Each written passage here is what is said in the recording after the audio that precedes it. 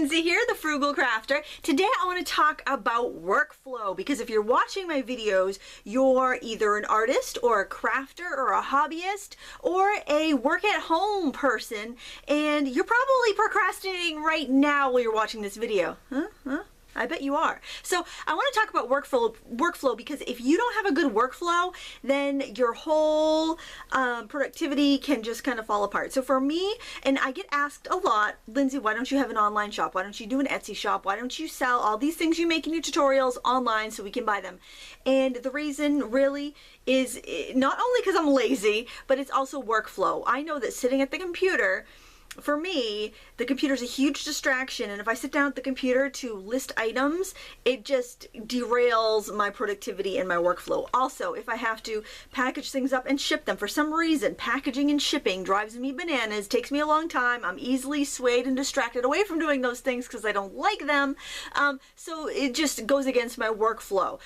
So unless I have something where I just want to like sell a bunch of things right at once and I can do packaging all in a day, I really try to avoid it. So for me, just packaging everything up and taking it down to my brick and mortar place I rent is great because I can put it out there and they have staff that handles the selling and the taking of credit cards and all that businessy stuff that I don't really want to deal with because I know it does not fit with my workflow. And I think if you look throughout your day, you're going to find things that really derail your workflow. So let me just talk about my business and how my business works. So I do tutorials for you guys. You get to watch them for free. That's awesome. I get paid by the ads that run and different sponsors that I have. So after these tutorials, I have a lot of stuff that I've made. So then I take that stuff, put price tags on it, take it down to my shop in Brewer, Maine, and then it lives there where it can be purchased. And I pay a monthly rent to the owners of the building where I have the shop, and they staff it, and it's wonderful and it's fantastic. And then if I do a craft fair, I go to that shop. Everything's already priced. I pick it up, take it over to wherever I'm doing the craft fair, keep it there for a day, do my thing, and then pack it all up and drop it back off of the shop again.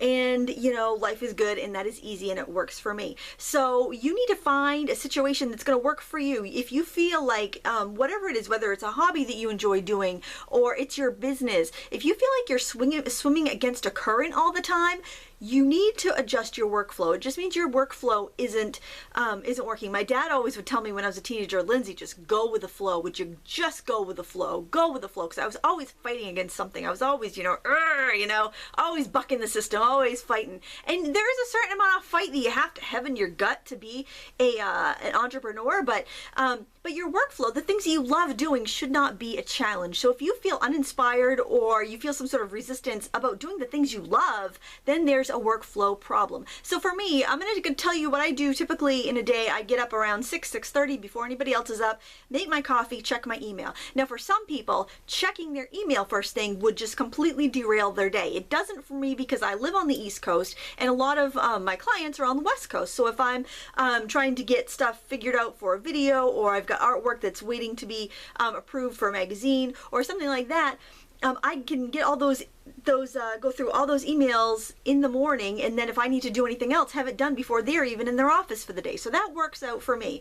It's also a low effort thing. Checking email for me is very low effort, so I can sit there with my coffee first thing in the morning and do that. Whereas filming or creating, that's more of a high effort, high energy thing. I need to wait till I'm fully awake and I'm raring to go. Also, I noticed that so after that, and I get the kids up and I get them off to school, and my husband goes off to work, then I can, walk the dog, and then I know after I've come back from that walk, I am ready to start my day. I've got the endorphins pumping, I'm energetic, and I'm ready to go. So that's kind of how I keep my workflow up, and then I'll go to my studio, I'll do whatever filming or creating that I want to do, planning, and then I'll have lunch, and then I might take the dog for another walk or go outside, get some fresh air, and then I'm ready to go again with high energy. And then when the kids get off the bus at 3, I'm in mom mode again. I'm getting them ready for their after school activities or getting dinner ready, and then I know that after we've all had dinner and our events are done for the day, I can chill out. I can catch up on my emails that have come in through the majority of the day, get all those taken care of, and those are kind of low energy things that I can do, and I'm just kind of chilling out. So that workflow works for me. And then once a week I take up all the things that I've made, put prices on them, take them to my shop, and then I don't have to deal with them again. So that's why it works really well for me. So I want you to tell me what your workflow is. If you have any problems, getting your, you know, your day started. If you find you keep hitting roadblocks, what are they? I know one big roadblock that that I have, if I go upstairs and I start cleaning during the day when I should be working, then my day is derailed, because there's always, oh, well, one more thing. Well, I'll just do that before I go downstairs, and then my day is done. And you know, the house might look good, but I've got nothing accomplished that's going to stay accomplished, whereas the house will be dirty as soon as, you know, my 3 kids with their cleats come in after baseball. I don't even know what the sports are. I'm so unsporty.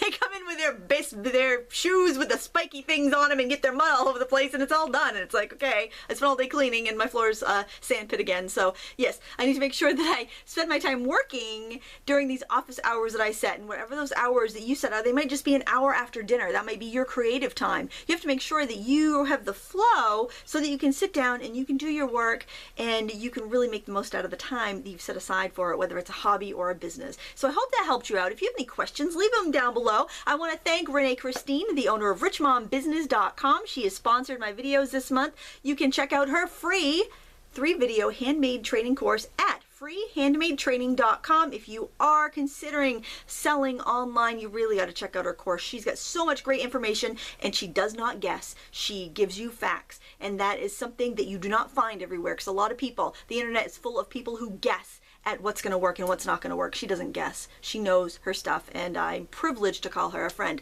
I want to thank you so much for watching. Please give me a thumbs up and subscribe, and until next time, happy crafting.